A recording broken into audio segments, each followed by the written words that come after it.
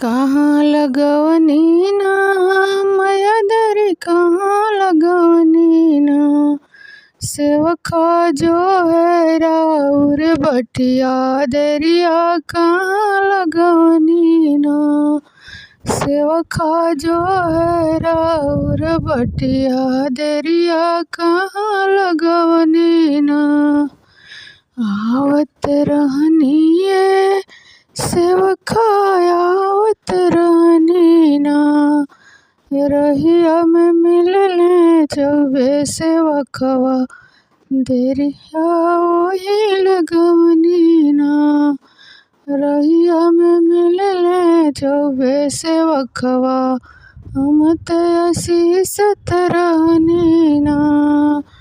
कहाँ लगवनी मैया दरी कहाँ लगवनी ना। कहाँ लगवनी ना मैया दरी कहाँ लगवनी ना। सेवका जो है राउर बटिया दरिया कहाँ लगवनी ना। सेवका जो है राउर बटिया दरिया कहाँ लगवनी ना। आवत रहनी सेवका आवत रहनी ना। रहिया में मिलले सुधीर सेवकवा हम आशीष रहनी ना।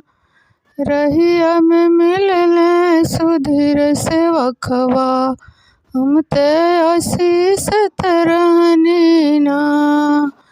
कहाँ लगवनी ना मैया दरी कहाँ लगवनी ना। सेवका जो है राउर बटिया दरिया कहाँ लगवनी ना। सेवका जो है राउर बटिया दरिया कहाँ लगवनी ना।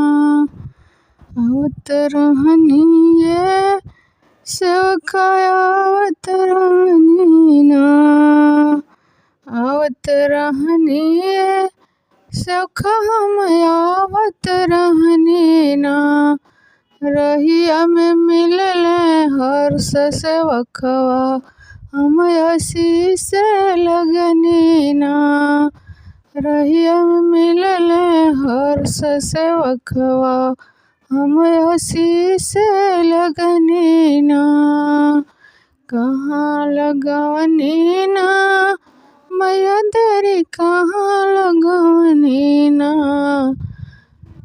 कहाँ लगवनी ना मैया दरी कहाँ लगवनी ना। सेवका जो है राउर बटिया दरिया कहाँ लगवनी ना। सेवका जो है राउर बटिया दरिया कहाँ लगवनी ना। आवत रहनी सेवका आवत रहनी ना। आवत रहनी सेवका आवत रहनी ना। रहिया में मिलली हर्षिता सेवकवा हम आशीष लगनी ना। रहिया में मिलली हर्षिता सेवकवा हम आशीष लगनी ना। कहाँ लगवनी ना मैया दरी कहाँ लगवनी ना। कहाँ लगवनी ना मैया दरी कहाँ लगवनी ना। सेवका जो है राउर बटिया दरिया कहाँ लगवनी ना। सेवका जो है राउर बटिया दरिया कहाँ लगवनी ना। आवत रहनी सेवका आवत रहनी ना। रहिया में मिलली मिथिल सेवकवा हम आशीष लगनी ना।